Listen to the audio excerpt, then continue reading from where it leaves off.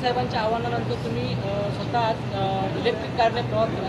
जिल्हावासियांना काय आव्हान करणार? बघा, जेव्हा आपल्या देशाचे कुटुंब प्रमुख आदरणीय पंतप्रधान मोदी साहेब जेव्हा आपल्याला काही सूचना करतात, आव्हान करतात, ते देश हितासाठीच असतं. शेवटी ते स्वतःचा काही स्वार्थ नजरेसमोर ठेवत नाही. कुठल्याही पक्षाच्या दृष्टिकोनातून काही पक्षाचा नेता म्हणून त्यांनी हे आवाहन केलेलं नाही आहे, पण देशाचे पंतप्रधान म्हणून त्यांनी काही अपेक्षा आणि काही आव्हान आपल्याकडून आपल्यासाठी केलेलं आहे. तर देशाच्या प्रत्येक नागरिकाने हे जे काही केलेलं आव्हान ते सकारात्मक दृष्टिकोनातून घ्यावं, त्याला पूर्ण करायला प्रयत्न करावं. शेवटी देशाच्या पंतप्रधानांना आपल्या भविष्याची चिंता आहे आणि आपलं भविष्य अतिशय सुखरूप राहावं या दृष्टिकोनातून केलेलं ते आव्हान आहे.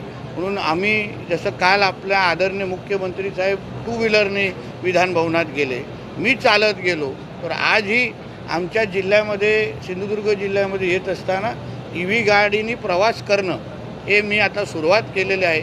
जिल्हाधिकारी मॅडमनी काही आठवड्या अगोदरच तो हे पाऊल उचललेला आहे आणि म्हणून आम्ही सगळेजण एकत्र मिळून जेवढी जास्त प्रेरणा समाजामध्ये देऊ शकतो, आम्हाला पाहून लोकांनी जास्तीत जास्त EV गाड्या वापराव्या हा आमचा हेतू आहे आणि त्या दृष्टिकोनातून पावलं टाकली पाहिजे. जिल्ह्यामध्ये अनेक मोदी साहेबांच्या आव्हानानंतर